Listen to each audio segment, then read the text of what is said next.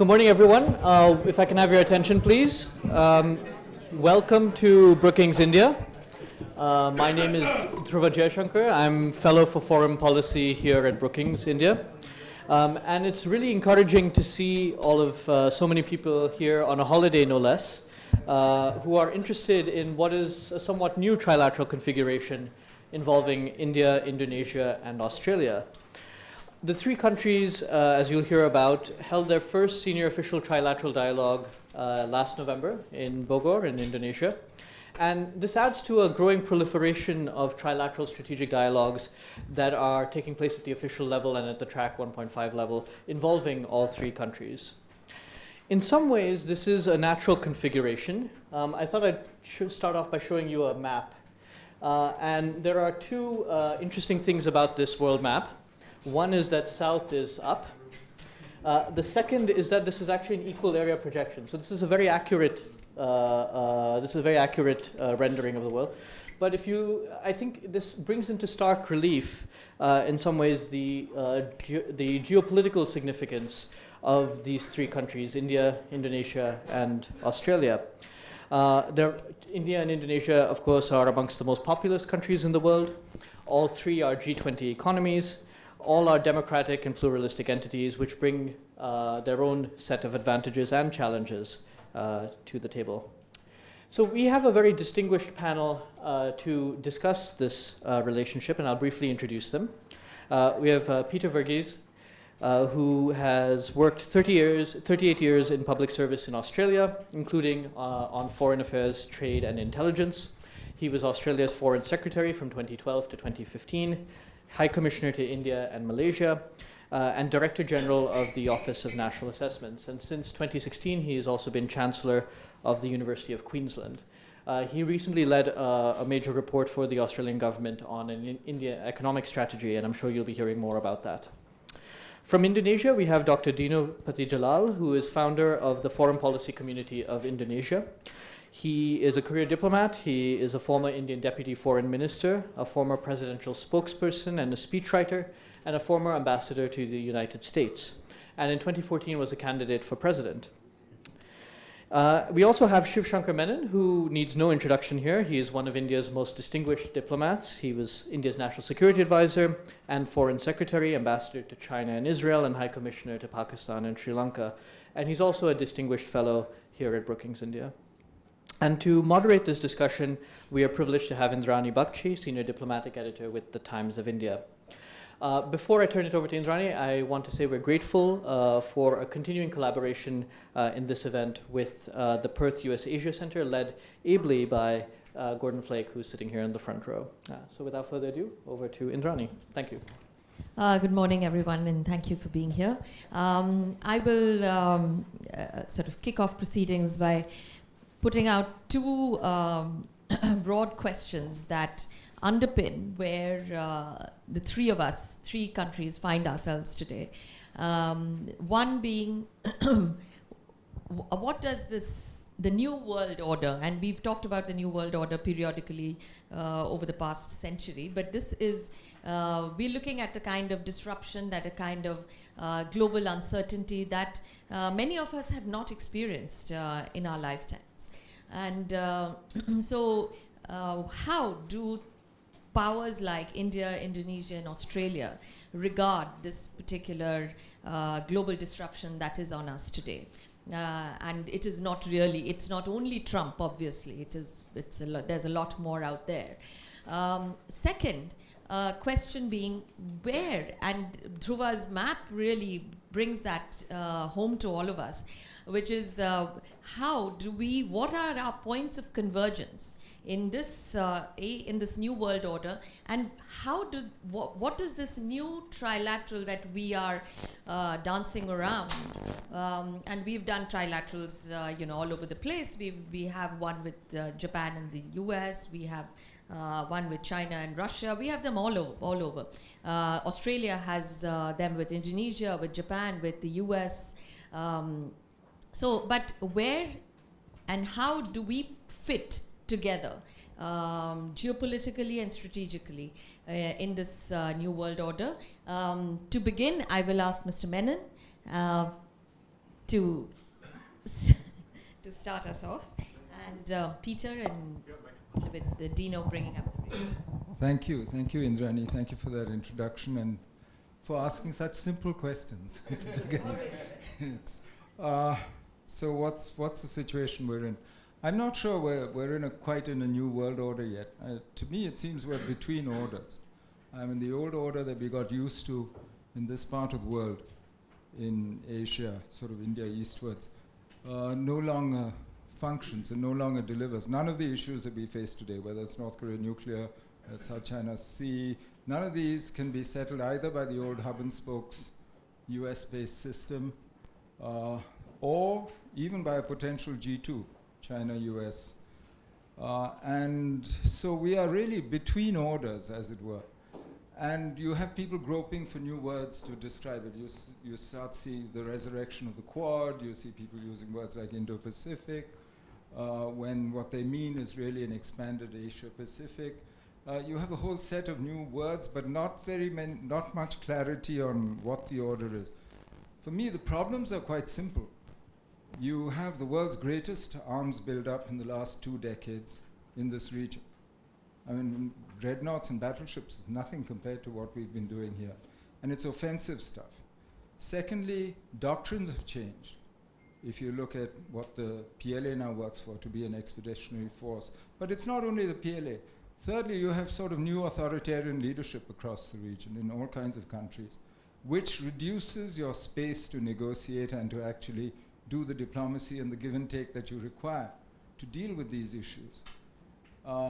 And they set themselves very ambitious goals. As each government regime's ability to deliver diminishes with a slowing world economy, with their societies getting more complex, their promises and their goals actually grow in almost inverse proportion.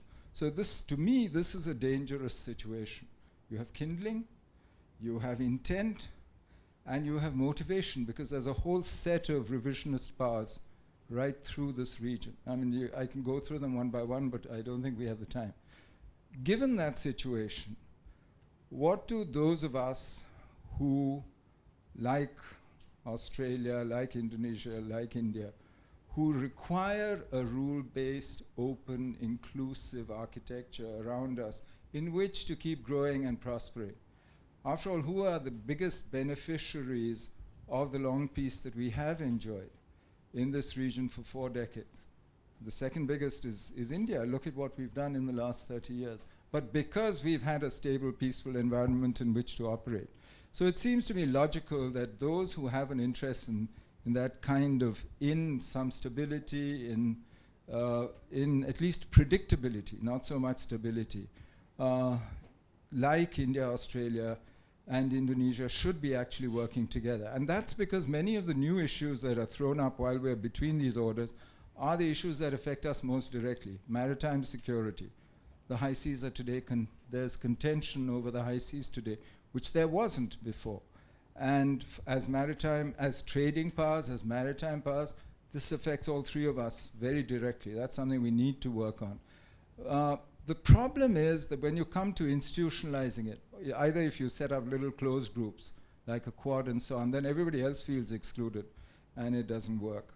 But also, if you start trying an architecture to set up big institution structures, you're doing it at a time of rapid change, when the balance of power is shifting so rapidly. Your job is to manage change. It's not to fix things or stability. We keep saying strategic stability is our goal. It's a wrong goal, because you're setting yourself up for failure. No revisionist power, which thinks tomorrow it's going to be better off and more powerful, is going to accept stability. Why will they?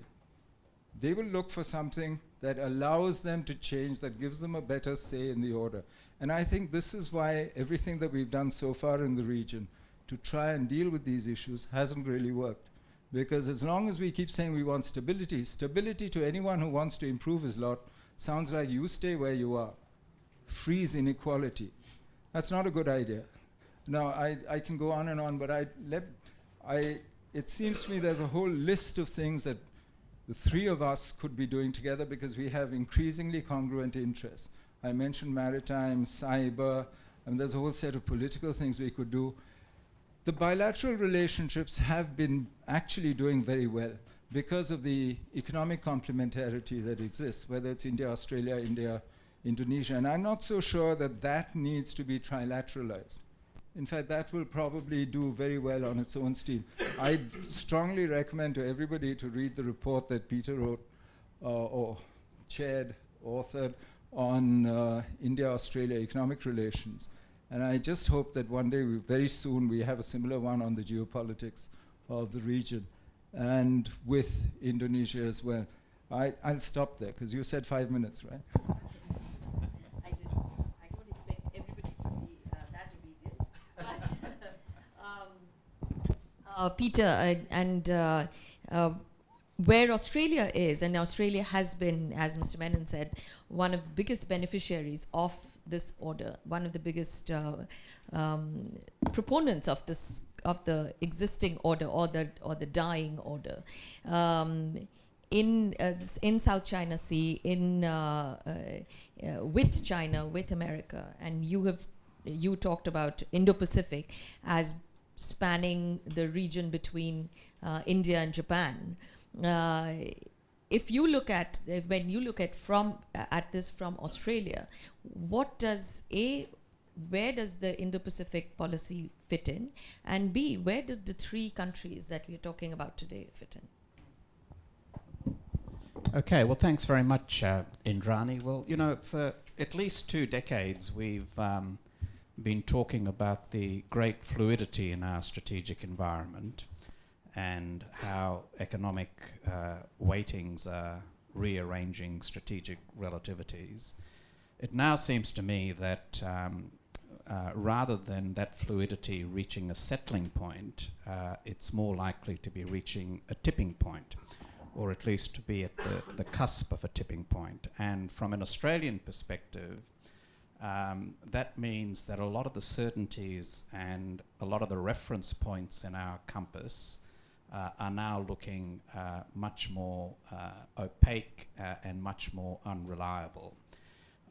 If you take the sort of structural support pillars of what has delivered, at least from an Australian perspective, both strategic stability and significant economic prosperity, many of those pillars now look like they're under severe stress fractures. US global leadership, I think, is going through a period of soul-searching as fatigue with the nature of post-war US global leadership is hitting hard in the US body politic. I think the whole concept of what kind of leadership, the reach and the character of it that the Americans want to pursue is now being much more debated there. US strategic predominance, which had such a large margin, is significantly narrowing. We see a China which is more confident, more assertive, more unqualified in the articulation of its strategic ambitions, including the ambition to be the predominant power in Asia. We see the rules-based order, which can be exaggerated in terms of what it actually delivered, but nevertheless for a country like Australia, which can't buy or bully its way in the world, is a very important objective to keep pursuing. That's under strain. I think its defenders are shrinking and its challenges are increasing, and we're seeing, I hope temporarily, a slowdown in the whole project of trade liberalisation and economic growth. So, you know, we need to find a new framework for dealing with all of these challenges. And if, as Shankar suggests, the goal of stability may be pie in the sky, I think we do need to try and find a new strategic equilibrium in the region, which can, from an Australian perspective, protect not just the national interests that we have at play, but I think also the interests of open societies, because I suspect this is going to be a point of cleavage in the region. So what brings the three of us together in the pursuit of that new strategic equilibrium? Well, I think the blending of values and interests actually becomes quite important, and it's no coincidence that these three countries see themselves as democracies, see themselves as opening, if not open, economies, and have an interest in a system in the region where might isn't right. Now, you know, the character of a political regime influences its strategic behavior and its strategic objectives. And if what we're seeing at the moment in the region is an aspiration on the part of China to displace the United States as the predominant power, what that means is a one-party system displacing a liberal democracy. And that has a very large implication for the strategic culture of the region in which we're living.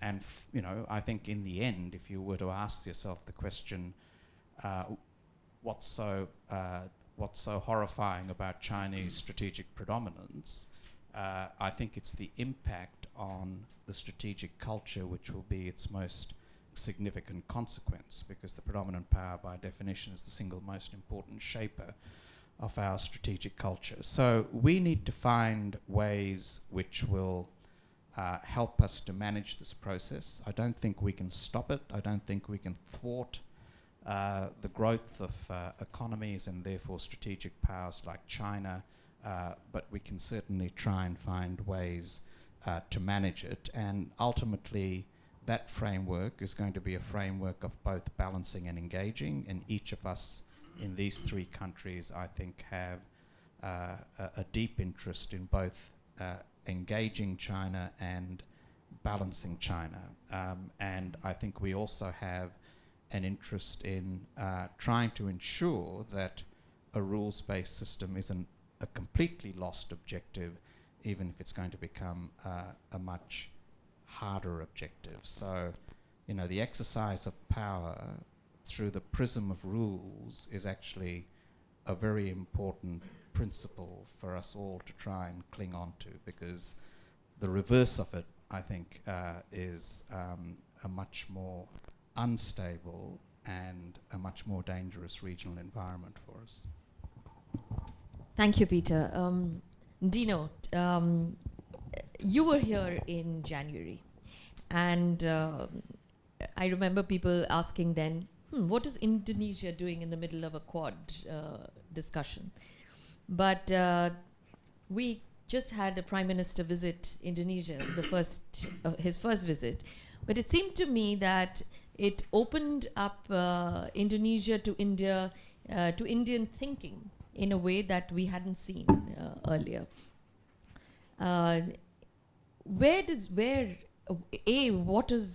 the strategic outlook that you see from where you are? I know that Indonesia is the fulcrum of what is it? Global maritime.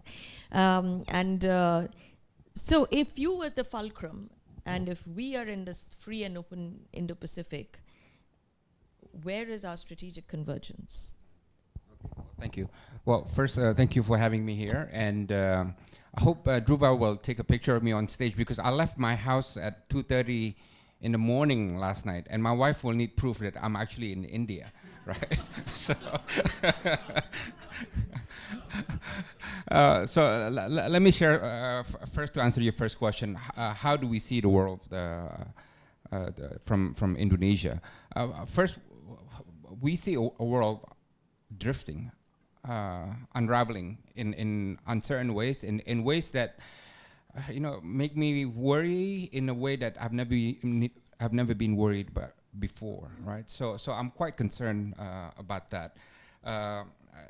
We also see the decline of multilateralism. Indonesia has been just elected as the non-permanent member of the UN Security Council, 2000. Yes. So this is quite concerning for us, because for us, multilateralism had always been the medicine by which we want to fix the world, right? And this is how Indonesia and India are related. But we see this with great concern. Next, we see a very incoherent Western world, right? All my diplomatic career, I've always seen the Western world as somewhat a coherent bloc, right? But now we see it as somewhat leaderless. And I agree with Peter that one of the most puzzling factor is the lack of US leadership. In fact, the term America first, it may sound good in the United States, in Washington, D.C., but when you bring it to this region, it doesn't make sense, because we're so used to America leading and giving, right? I know my American friend said, yeah, but America first doesn't mean America alone.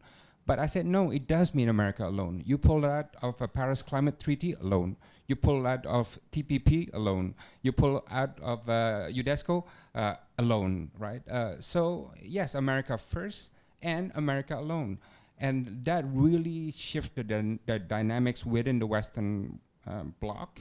And that affects world politics in quite significant way, because in our part of the region, we're very used and welcome US leadership. China. China is definitely something new in the way we see the world, because China, actually Perth USAsia, Gordon and my group, we did a survey. And last year, for the first time, the Indonesian public sees the most important power no longer the United States. In the past 10 years, it had always been the United States. But last year, for the first time, it was China. And when they were asked, the Indonesian public, who would be the most important countries in the next 10 years, it would be China as well, right? So it's this, there's definitely not just a geopolitical shift, but a shift in thinking of the public about world events. And I think we see the emergence of a multipolar world with back to two superpowers, right? China and the US. I mean, it's happening now, but China has aspired to be the world-class military power by 2050. Yeah. So that's where we're heading. I think we got to get used to that environment and adapt to that environment as well. And I also see ASEAN struggling with the concept of ASEAN centrality. Again, this has to do with the emerging emerging lineup of political leaders, many of which are affected by populism. Yeah, but I'm glad, for example, the Trump-Kim Jong-un meeting took place in Singapore, and ASEAN has remained very adamant that the Indo-Pacific concept has to be based on ASEAN centrality, right? So those are some points about the international environment. But you're right, President Modi, Prime Minister Modi's visit to Indonesia was very important, and I'll tell you why. Because in the last 4 or 5 years or so, we took note of Prime Minister Modi's Act East policy, right? But the question in Indonesia had always been, hey, the Prime Minister had not stopped by in Indonesia, which is the largest country in Southeast Asia, and so on and so on. It's been a lot about ASEAN, but the bilateral contact had been needed to be demonstrated, right? And I'm glad Pak Rajiv is here. We're both from the Indonesia-India Eminent Persons Groups, and one of our strongest recommendations was to upgrade the India-Indonesia relationship. So now it's no longer just a strategic partnership, it's a new comprehensive strategic partnership. So you count the words, right? So really want to show that it's now a new era between Indonesia and India. And I think the visit of Prime Minister Modi and the visits by my president to India demonstrate that strategic commitment to renew the Indonesia-India partnership. Thank you, Dino. I'm going to pick up on something all of you have said in slightly different ways. Dino looked at the growth, the Chinese power as something that that the world needs to adapt to. Mr. Menon talked about balancing that power. And Peter, you raised this important point of how this growth of one party was changing the strategic culture. As we look at Indonesia, India, and Australia, and we take them all, we recite all these names in the same sentence. Please tell me, how do we intend to do all three? Adapt, balance, and in a sense resist. Because it is China's rise is probably the rise that will be most contested in history. And if we are looking at a contested rise of China, what does that contest look like in the context of our new trilateral? Mr. Menon? Well, you know, it seems to me that nothing forces states to be logically consistent or to follow the IR textbooks. And what we've been doing for the last few years, all of us in the region, is we're balancing, we're hedging, we're balking, we're cooperating, we're doing everything at the same time. And whatever works, works. I mean, the textbooks say you can't do this, theoretically. But who says you have to be logically consistent? You don't. So you take what you get. You're functioning in the real world, so you live with what's happening. You see the shift in the balance of power. You try and minimize its effects on your interests as you define them. But today the problem is you don't have a framework in which to make that adjustment. You don't have an international framework. Why are we looking for partnerships? Why do you have this informal coalition which is built all the way around China, all the way from Japan downwards? Why are we cooperating in defense and security, in intelligence, in ways that we never were 10 years ago? Because it's an adjustment to that shift in power. But I have a slightly different view of where we might be heading, because I think Dino said that we're heading for a multipolar world with two superpowers. Because it seems to me that if you look at China's behavior, China's in a tremendous hurry. Why? Is this a short window that they anticipate of relative advantage? Is this why they're so assertive? And to my mind, the answer is it has to be, because the demographics are against her. By 2040, she'll have the same age structure as Japan has today, the oldest of the advanced economies. The economy is reverting to mean, and the world economy, we all can see what's happening. It's closing down, slowed down, et cetera, et cetera. You look at the politics of it. There is a natural strategic pushback going on. And China's in a crowded neighborhood. 13 neighbors, they say 14. And many of them rising. So it's not as though this is necessarily Indonesia, Korea, India, Japan. These are not countries that are small countries, and Russia potentially. Right now may be pushed into Chinese arms by what the West is doing to her in the West. But that's not permanent. And it's not necessarily going to last forever. So it's hard to see this becoming a multipolar world with two equal. Yes, the world is multipolar today economically because of what China has achieved in the last 30 years. But militarily, it's still unipolar. And politically, it's just completely confused.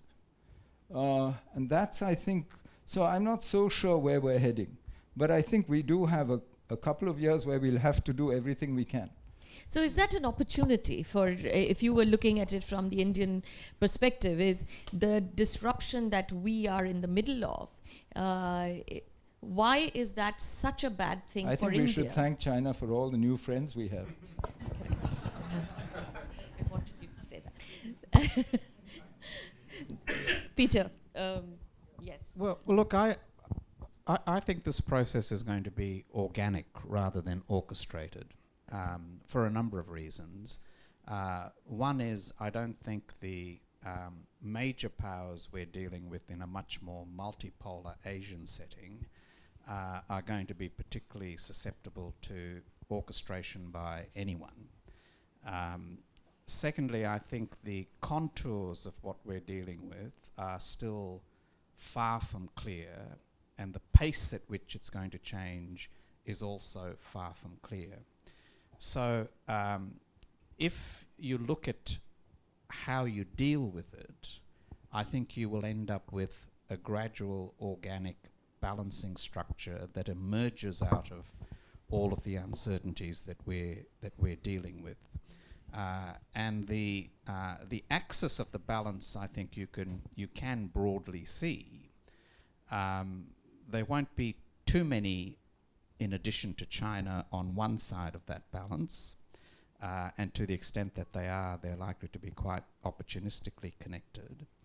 But on the other side of the balance, I think the Quad, whatever you may think about its creation or how far and how fast it will go, does to me represent the core of a natural balancing of China, the United States, Japan, India and Australia. And then the question is, what other countries in the region are likely to naturally gravitate towards that balancing, vaguely defined as it may be?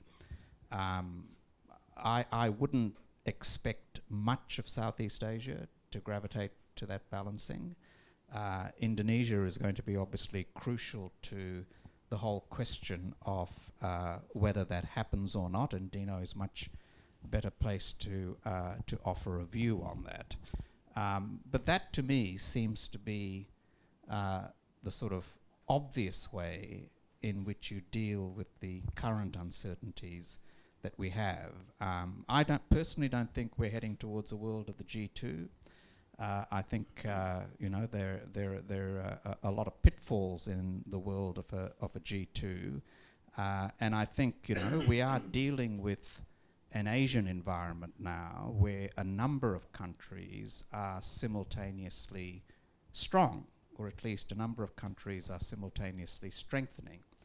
And the world of a G2 for them, I don't think is a particularly attractive option. So hopefully we'll be spared the G2, even if we can't quite identify what the new dispensation is going to be. And if I could go back to the question I didn't answer from you, Indrani, because I didn't want to be as obedient as Shankar was, on the Indo-Pacific. I mean, to me, the value of an Indo-Pacific with a minimalist definition, by which I mean we don't stretch the Indo-Pacific all the way out to the shores of Africa, we really just stretch it out to include India. I think that forms, if you like, the boundary lines of a balancing strategy, again with the countries that I mentioned being the chief elements of it. Dino, in many ways, Indonesia is in the heart of the Southeast Asia. You're also at the almost at the center of the contested sea, the South China Sea. While you say that we should adapt to, we notice country after country renaming seas, renaming territories to their own, to sort of establish sovereignty, including Indonesia. You have just renamed your Natuna Sea. If that looks like adaptation to you, it doesn't look like it to us. So how does Indonesia then adapt to Chinese power that is expanding into your very, not even EEZ, but onto your very shores? Good question. Before I answer that, let me go back to the superpower thing. I think China will become a different superpower than the US. The US had always been the superpower since World War II, and it's based on treaty alliances and very much values driven. Although not every ally shares the US liberal democratic value.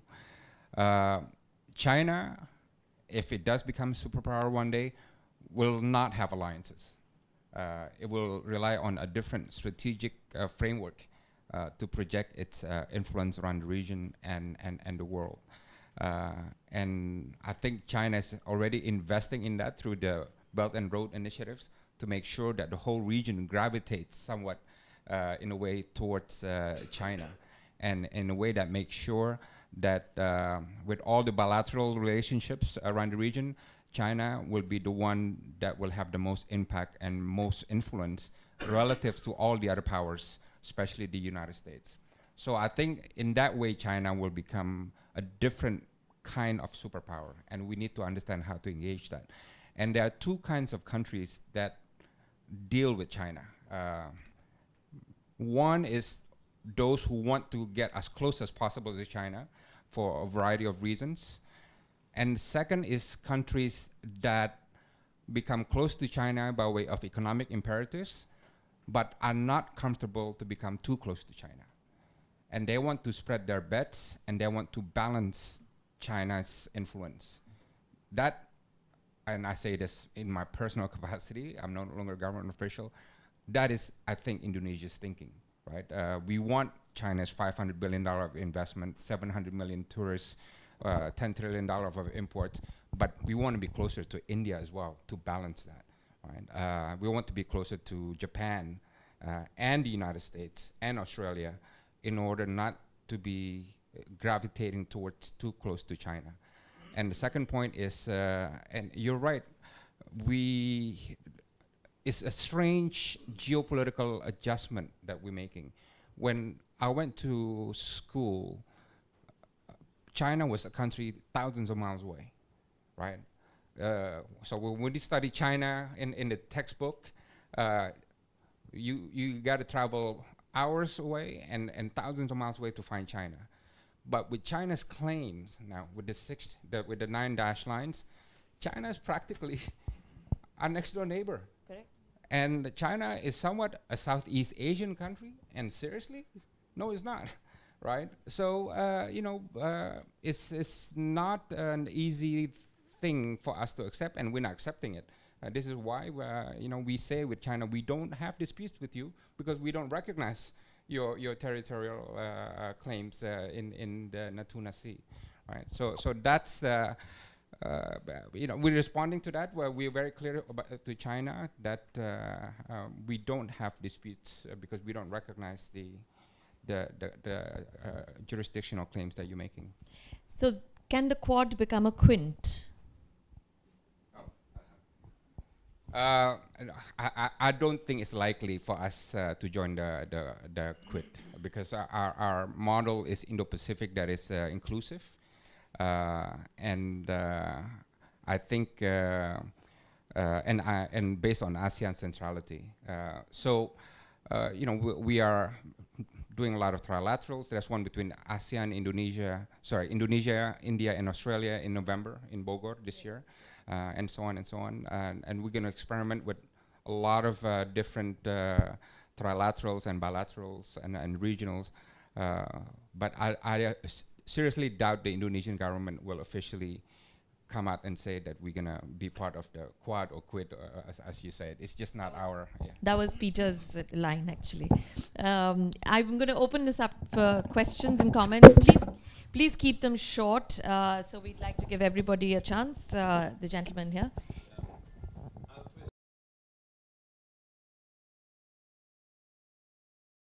My name is Jayant Singh. I'm Joint Secretary at the National Security Council Secretariat. My question is to all the three panelists here. I mean, in the opening remarks, all three of you brought out the areas of convergence of the three countries. And that coupled with the beautiful map that Dhruv had shown us, I think it all looks too good to be true, very hunky-dory. Convergence of values, convergence of interest, and common threats, real or perceived, whatever. Where each one of you, I'd like to ask for you to respond first. Where do you think are the areas where interests do not converge, or there's a divergence, which would actually might be an impediment to any a tangible convergence in the future? Dino, you go first. I thought You'd ask. You wanted to ask please. Mr. Menon? Mr. Menon, please. Go in the order we began, right? Oh, okay. Well, I think you're right. What we described existing was order. the part of the Venn diagram where our interests coincide. what's outside the Venn diagram doesn't necessarily prevent us from doing all this, from working together. When you said what prevents, what gets in the way, we obviously have, if you look at the Indo-Pacific, it's basically a maritime concept, right? It doesn't address part of our problem, which is the continental order in Asia. We have a land border with China, and for us it's a bigger issue.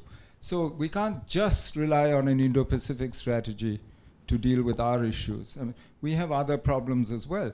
Each of them have other problems as well. I mean, they have their own relationship. Australia has a complicated relationship with China, is discussing what it has to do. Indonesia as well, as you just heard.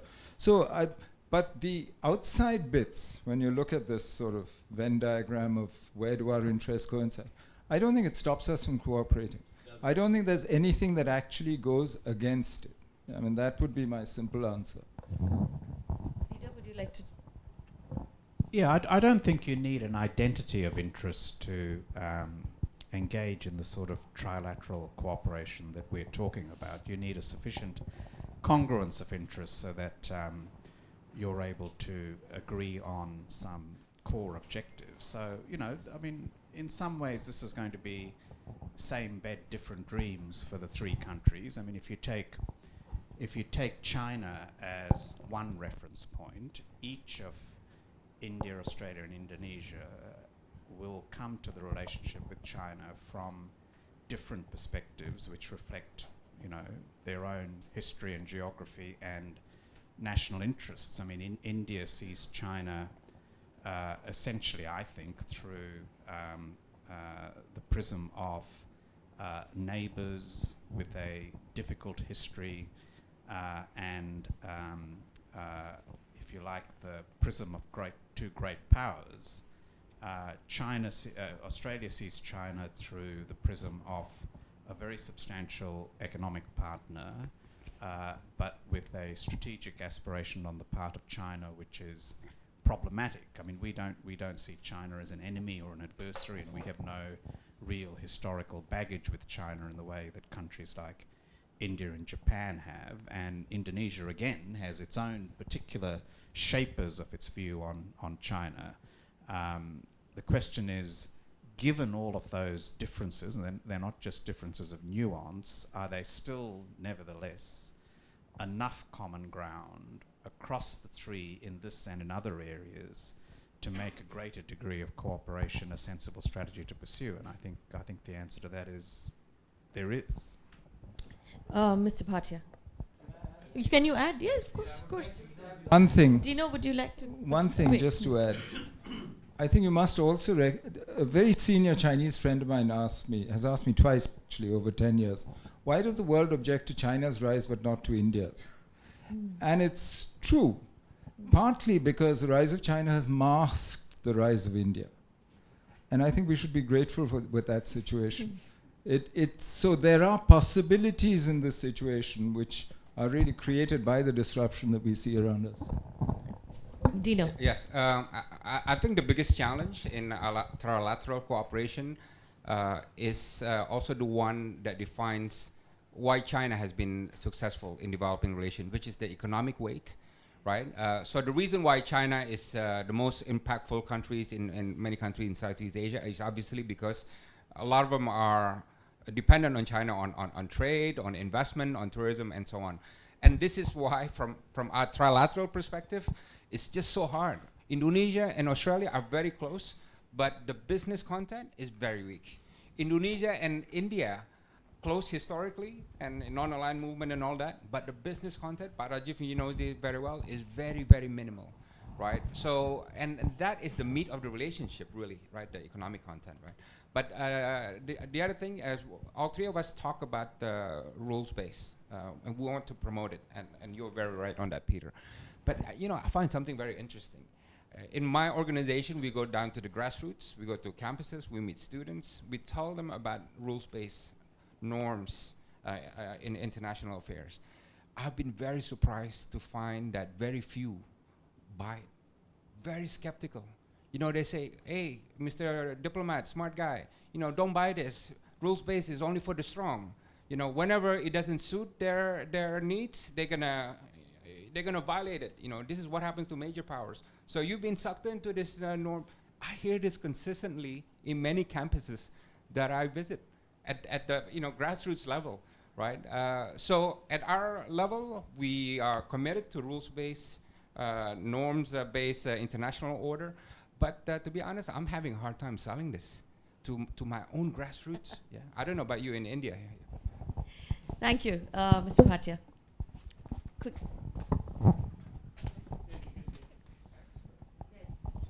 Thank you. I'll not do a preface. I'll straight away ask two questions, Yes. one to Peter and the other to Dino.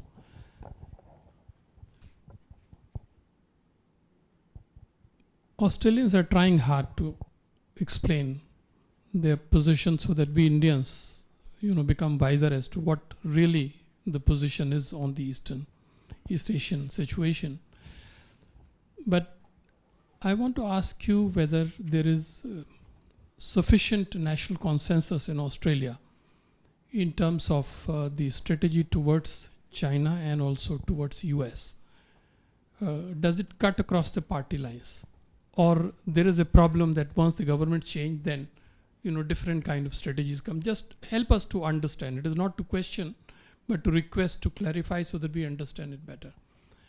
Dino, thank you very much for all the references. I think 2 years back when we started talking with you, in a way you were quite Javanese about China and other things. But look how things have changed in 2 years. And I must share with all of you dear friends that Dino played a crucial role in what you saw today, the strategic convergence between India and Indonesia. My question to you, sir, is this. Now, your government is trying to go on to the path to blend the concept of inclusive Indo-Pacific and ASEAN centrality by arguing that let us go and empower and strengthen EAS, East Asia Summit. Now, we all know that East Asia Summit has not worked at a time when China was not so powerful. Now that China is so powerful, there is no hope in hell that EAS would really be effective. So why is the Jakarta heading on a path which ends up in a total stalemate? Thank you.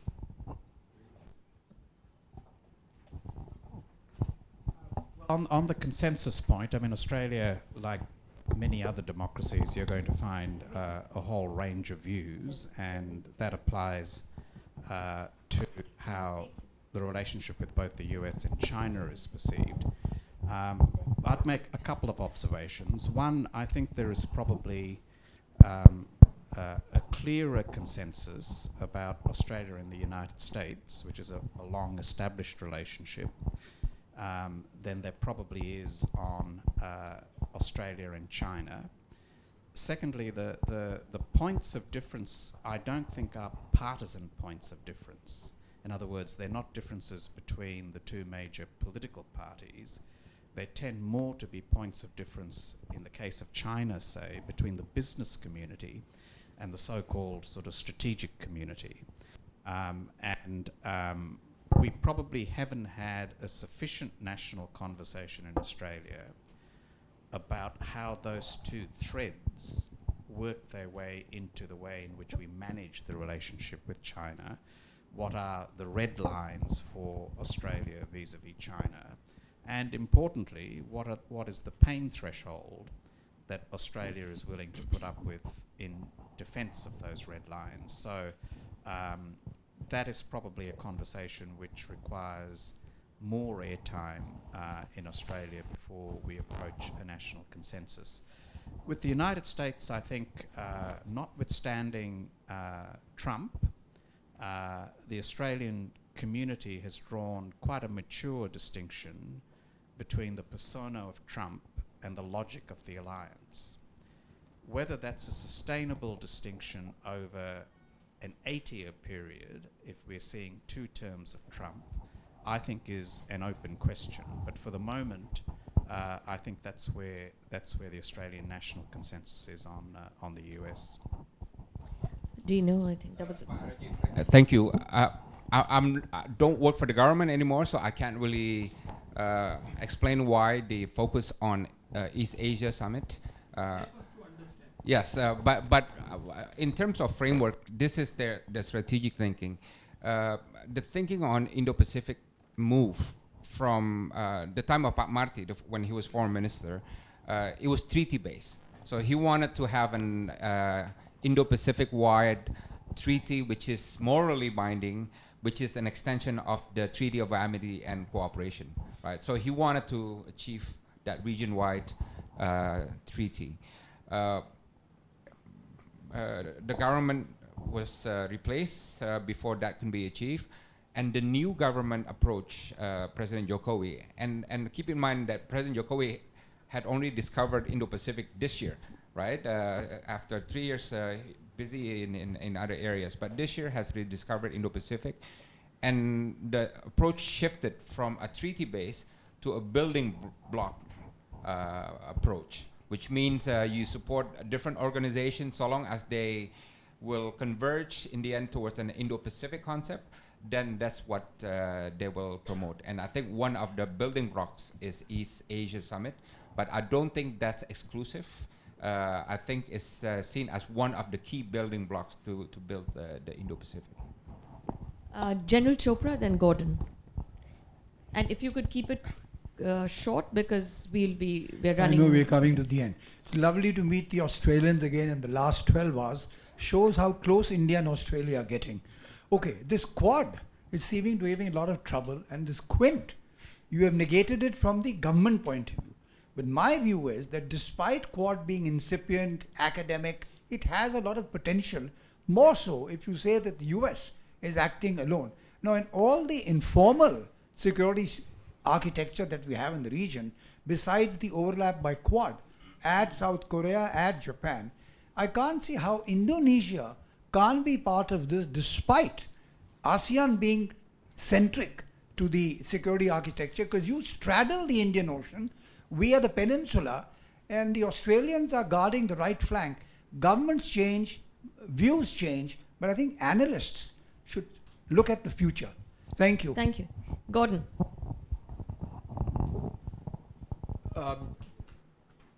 Much of the dynamics we've been discussing thus far have been driven by the rise of China, and that's not new. In the last 18 months, there's been a new factor introduced here, which has kind of hypercharged a lot of the intra-regional discussions, and that is uncertainty around the United States. I'd kind of welcome the panelists' view as to the influence that that uncertainty around the United States' role is having upon this trilateral relationship. Is it something that is an obstacle, or is it something that is a motivating factor that would push these three particular countries to work together more closely due to that uncertainty? Thank you. Who would like to take this first? Well, I don't see it as an obstacle.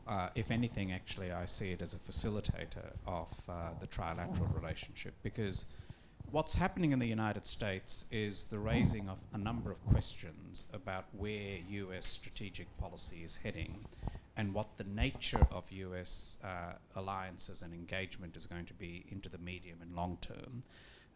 And I'd be cautious about drawing too many sharp conclusions about that based only on the Trump experience. I'm not saying Trump is an aberration, because I actually think he's a symptom of something much deeper in the US body politic. But I don't think, for instance, on alliances, that we will be dealing with a United States over the next 5, 10, 15 years that's dismissive of alliances in the way that Trump seems to be up to now. So the uncertainty that's been created by the way in which US policy is moving and the unpredictability that seems to be inherent in Trump's political persona, I think just underlines the need for these sorts of trilateral arrangements to move more quickly to deal with a very uncertain future. And there's something about triangles that make it more digestible and less provocative than other geometric patterns, which I think help in that way. Even though they have pointy ends. No, but just to add to what Peter said, because I agree entirely with what he said, I think that we tend to overestimate US unpredictability. It's true. I think US policy is changing. They're going through a fundamental re-examination of what they're doing. But the US is designed to fail. If the White House doesn't do its job, there's other bits and pieces of government, of the state, of the society, of who perform those functions. And this has happened before in history. Secondly, the US has interests. She might not choose to use the alliances and so on. Those are means. But those interests are still there through the Asia-Pacific or Indo-Pacific, whatever you want to call it. So I'm not so sure that I assume that the US will keep following her rational self-interest. Now, if you don't assume that, then you can't make any predictions or plan at all, because you have to assume that about all the actors in the system. You know it's not true. You know about human folly and the results and so on, but that's the basis on which we plan and we work. So making that assumption, there's a certain bottom below which this is not going to fall. Or in other words, there's a level beyond which unpredictability cannot rise. So the US still remains predictable to a very great extent. So I think the problem is tactical. Even if the US shifts some of the basis of her policy over time, I think, and we start trying to take up the slack, I think that's normal. I think in a situation where so many powers in the Asia-Pacific are growing, are rising, are becoming stronger, it's time they grew up and started doing a bit of the job themselves. I don't think that's an abnormal situation. But just to add to what Peter was saying. Dino, would you like to? Relative to Indonesia, there is a structural issue now in terms of US-Indonesia relations, which is there had been a decline of US political capital in Indonesia after the announcement that the embassy would be moved to Jerusalem. Millions turned out in the streets. And now in the year of elections in Indonesia, it's very difficult for the president to, although I know he wants to embrace the US even, embrace President Trump even closer. Yeah, because as the record shows, President Trump hasn't been to Indonesia, and I think if he comes, there will be millions of people on the streets demonstrating, right? So I think that is a new problem that we're facing in Indonesia-US relations, and it saddens me because I spent my whole diplomatic career trying to build that relations, and now it's sort of being hostage to that, at least for the next year. The second thing on China, with the US, we know what we get. Like we know the US very well. We know the do's and the don'ts, right? But with China and Indonesia, there's a feeling, although the relationships are getting closer and improving, but China remains an enigma in terms of its strategic behavior. What we notice about China is China doesn't take no for an answer, right? I deal with the US. I mean, I lived in the US before I went to work for the foreign ministry. So I know the US mindset quite well, right? In the sense that they're pushy, but once you say no, you put foot down, they respect it, right? But with China, it's very hard to say no. You know, they don't take no for an answer, right? And that makes us quite not comfortable, right? That kind of, so we deal with China in a different way that we deal with with the US. And we saw, remember, how China clobbered the Philippines. In I think, I forget what year was it, 2012 or 11? 12, right? When Philippines challenged China, and look at how massively and overwhelmingly China responded to the Philippines. And for us, that was eye-opening. That, hey, you know, if you challenge China's interests, you get clobbered, you know, and that's not a good way. It's not a good example for us. Yeah. Thank you. Can I just say that it's a measure of how much the world has been turning upside down, that a close ally of the United States like Australia should have to come to India to be reassured about US policy. Indeed. Sir. Yeah, my name is Dr. Sharma. I'm from formerly Planning Commission. both Australia and Indonesia, they're most important countries from the bilateral trade point of view to India. Australia exports about 50 million tons of coking coal. Now they're exporting uranium as well as LNG. Indonesia is the largest exporter of thermal coal, about 100 million tons. That's the maximum which you do. Now, how do we really, the question one is that how do we really further strengthen this trade relation trilaterally? Because we are bilateral so far, but how do we do it trilaterally? The second question is that, let's say if China becomes superpower, how is it going to impact the global trade and how the countries would be affected?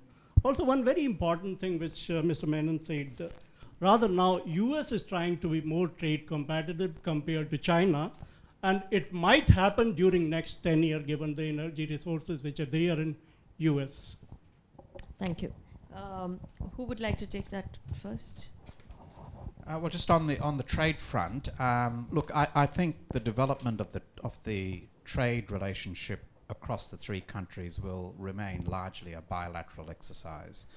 I think there's limited scope for trilateral initiatives. There may be some, and to the extent that they are, it's more likely to be a subset of, say, what we do in the RCEP negotiations and so on. But fundamentally, it'll be a bilateral, not a trilateral strategy.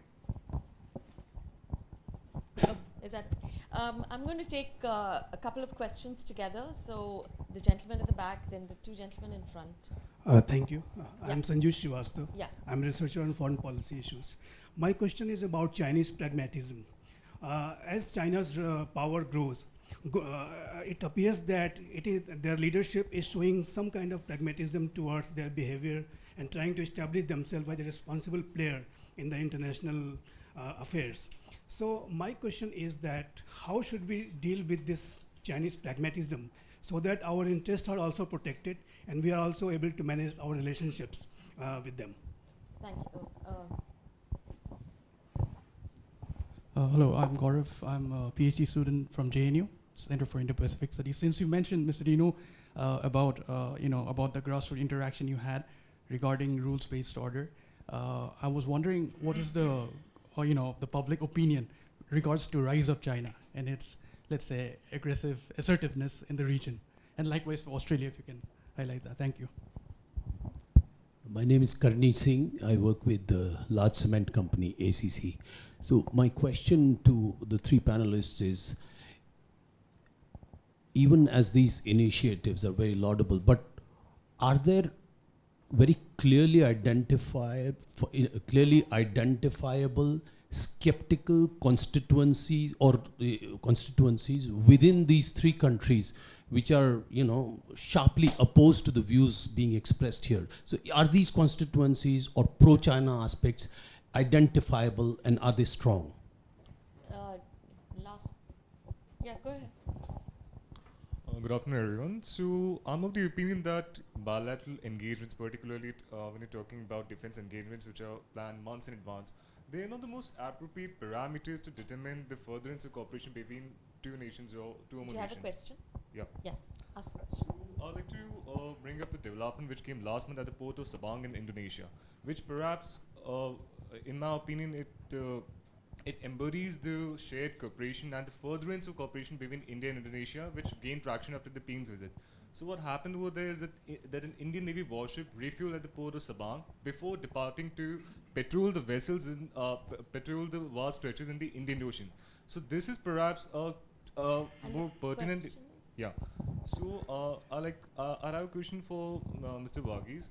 Do you think that I would like you to comment on the extent of Australia's apprehension about India's decision to not invite it in the Malabar exercises, which were held between the United States, Japan, and India? Thank you.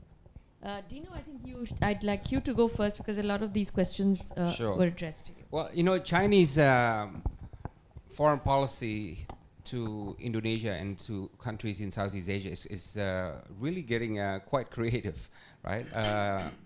I've been surprised to see that the Chinese Communist Party is inviting a lot of Indonesian political parties to visit, right? And it's very strong. They're paying for it.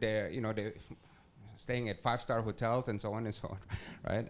And public diplomacy is very strong. My organization, and I'm quite open about this, they just offered 50 of our members from all over Indonesia to do a 2-week trip to China, and they paid for it, right?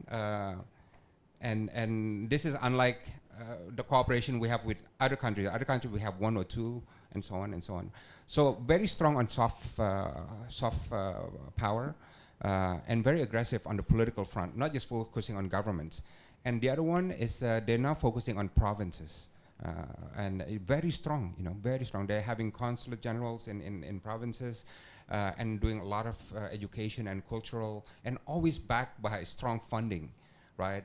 And relative to the U.S., I mean, U.S. now, you get programs is very tight. Yeah, and I know how things work. I understand that, right? But the point is, there's a very aggressive approach on the part of the Chinese, right? And second thing is on the grassroots. The grassroots, they're quite pragmatic also, in the sense they see China as the big player, but it doesn't mean they like China more, right? In our survey that we did with Gordon, the positives and negatives are about equal, right? Like, do you see China as a threat? And do you worry about China, and do you see opportunities? The numbers are about equal, right? But in Indonesia, China is becoming a political issue, right? And I don't know if it will become a strong issue in the elections, but already it's a political issue on the grassroots. First, the issue of Chinese laborers, right? And other issues relating to ideology that came out somehow, right? Again, it's, they recognize China as a big player, but the positives and negatives are still more or less even in terms of their perception towards China. Yeah, I know, Peter, but also if you could sort of make your final comments. So on the question of where Australian public sentiment is on China, I mean, I think for the most part it's a fairly shrewd and commonsensical view of China, which is that we ought to be maximizing our economic opportunity with China, but also minimizing any strategic risk. And the expectation is that governments will try and navigate between those two. You'll find different weights put on different parts of the relationship, depending on if you're talking to the business community or to those outside of the business community. There is not a view of China as an enemy in the public polling that's done in Australia. It's not seen as an enemy nor an adversary, but I guess there's a level of angst, I wouldn't overrate it, about what the strategic implications of China's behaviour would be. And on Malabar, I'd just say, we have expressed an interest in participating in the Malabar exercises. It's entirely a decision for the Indian government. It's not well known, but Australia actually is quite a patient country when we need to be.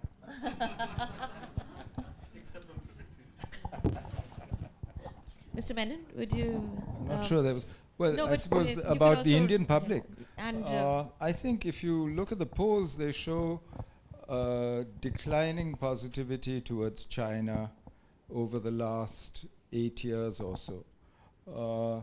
But is there a core constituency which speaks for China, which argues for? I think the Indian public has been fairly cynical about, and well, maybe the right word is they're realists, just like Dino said about the Indonesian public. They're basically realists, and given our experience with China, the 62 war, the boundary dispute, etc., I think expectations of that relationship are very low. And it's not as though people would say, oh, why are you imperiling this by getting involved in a Quad and so on. But equally, I don't think, and there isn't good polling on this, but it's just my sense from talking around the country in small towns, universities and so on. I don't think there's much of a sense that, we can rely on a Quad or some architecture or the rest of the world, or even, the UN and things like multilateralism to solve our problems. China's our problem to deal with, and we have to deal with it ourselves. And I think that's the basic sort of attitude. But there's nothing that gets in the way of trilateral cooperation. So. I'm going to ask Dhruva to... Thank you, Indrani, and please join me in thanking the panel for what's been a very stimulating discussion.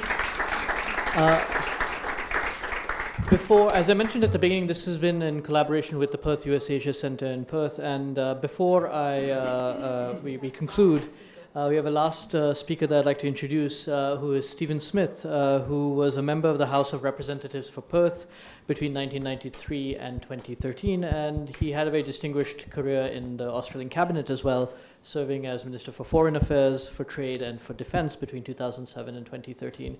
So we're very privileged to have him with us today. So if you could just turn it over to him for concluding remarks. Thank you.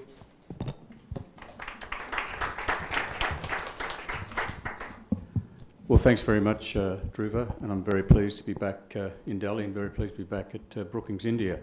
And on behalf of the Perth USAsia Centre, can I just thank Brookings India for collaborating and allowing us this morning to really enjoy a tremendously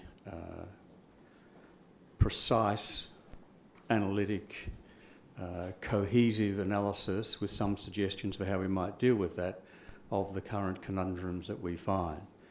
So I'll leave it to Dhruva for the formal thank yous to the panel, but we have a panel of serious weight and quality, all of whom have discharged onerous responsibilities for their respective countries in a quality way, with acumen, thought, carefulness, and generally success. And so we're well served, all of us, by the capacities of these three foreign policy practitioners. I've been given a feast, but I've been told that I can't delay you from any festivities you might have at 12:30. So in a few minutes, what have we tried to grapple with today?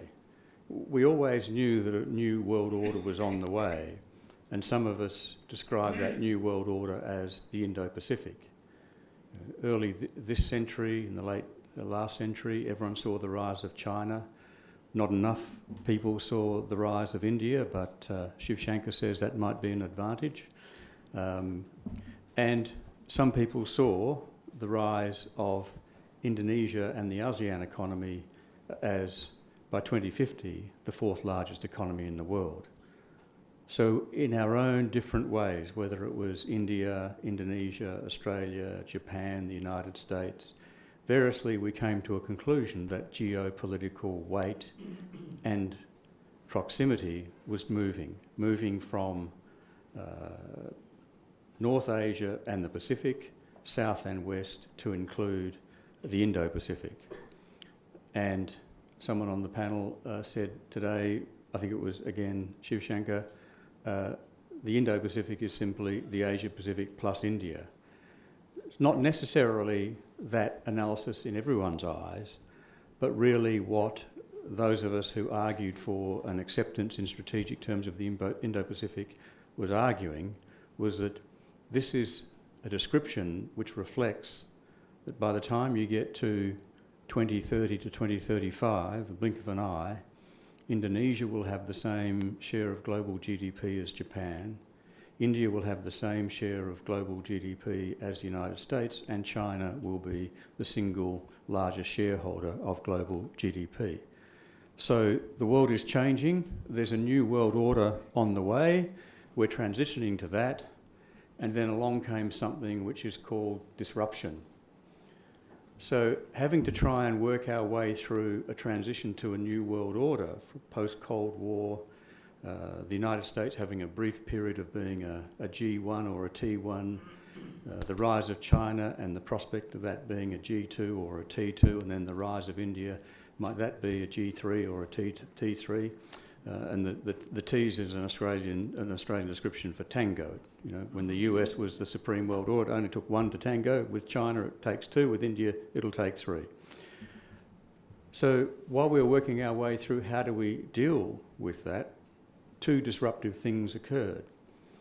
We moved on from the analysis of China, which was the Bob Zellick analysis of this is a responsible stakeholder emerging Yes, it's a one-party state. Yes, they have a different system and different values than we do, but it'll be okay. They're chasing prosperity, the great global growth, the great domestic growth of China has been an unambiguously good thing for their own people, and also for all of our own countries who are substantial traders with China, and anywhere between 150 and 200 other countries, all of whom now have substantial trading engagement with China.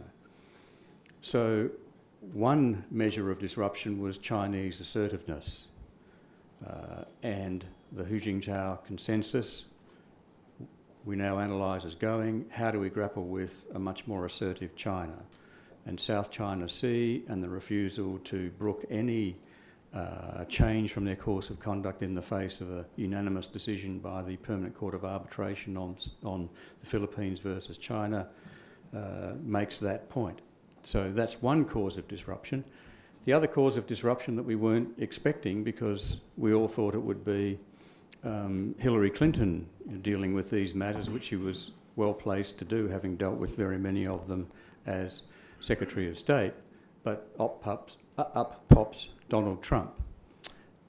And that does a range of things. Firstly, for the first few months of his administration, everyone, when they first wake up, is going to their Twitter to see what particular exclamatory exclamation mark has been tweeted today. Someone yesterday said at another event said that Trump's destroyed Twitter. Well, he's actually rescued it. Twitter was a dying platform until along came Trump. So there's at least one modern day organisation that might be grateful for that outcome. So Trump, as a force of disruption, causing an ebbing of confidence in the United States and its presence in our region, doing things which have variously consternated the alliance members of its Spoken Hub alliance, whether it's Australia, whether it's Korea, whether it's Japan. And so how do we deal with these two forces of disruption? And because as a result of at least one of those, the whole world has changed, don't hold your breath that there won't be other mechanisms of disruption that we have to grapple with. The whole world's changed, and what used to be a sensible, coherent, bilateral or multilateral or regional way of dealing with those is now potentially out the door. So what do we do? I discern from the panel that all of the things that we were doing before, none of which was a silver bullet to a changing geostrategic order, but were all sensible and useful things to do. All of the things that we were doing before are worthwhile pursuing, whether it's the notion of the Indo-Pacific, whether it's the Quad, whether it's enhanced trilateral relationships between Australia, India and Indonesia, or other countries, for example, Australia, Japan and India also have an emerging trilateral. So doing all of the same things we were doing before continues to make sense, but there's no magic or silver bullet. This will be a long, hard road of persistence and perseverance as we transform to what ultimately emerges as the new world order. There are a couple of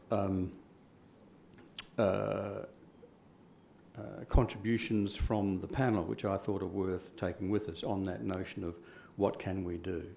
In my words, there's no silver bullet, so we have to do everything, as the Americans would say, a full court press. But without attributing these to who said them on the panel, what works, works. In other words, there's no silver bullet. Let's try everything that looks like it might make some progress. So what works, works. Peter said it'll be organic, not organised. But I think the key takeaway from me, which in these uncertain and disrupted and difficult times, was this quote from the panel, which was essentially, cooperation remains a sensible strategy. And that must be right. In diplomacy and the dealings with nations, turning up, having a conversation, working out what you share in common, seeing things from your slightly different views, as the three countries this morning see China from a slightly different perspective. For us, it's a country in North Asia with whom we've embarked upon post-World War II trade.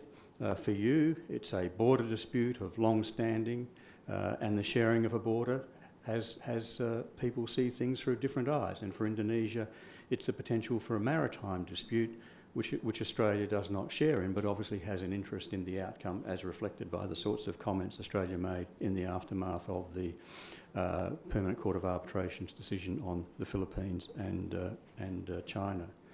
So, ladies and gentlemen, we've been treated to a feast. Dhruva will do the formal thank yous, but thanks for attending.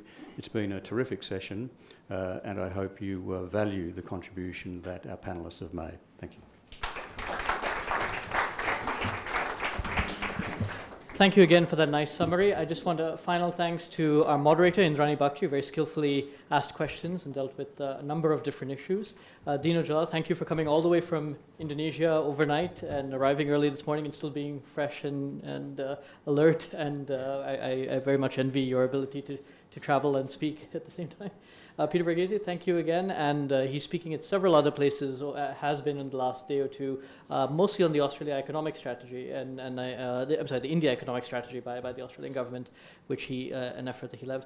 And of course, thanks as always to Ambassador Shivshankar Menon, who is a valued colleague here and of course a thoughtful commentator on a number of issues.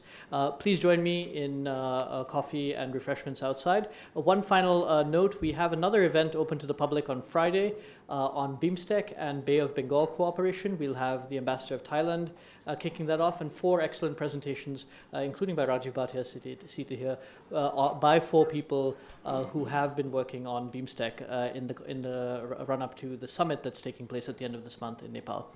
Thank you again. See you again. Bye.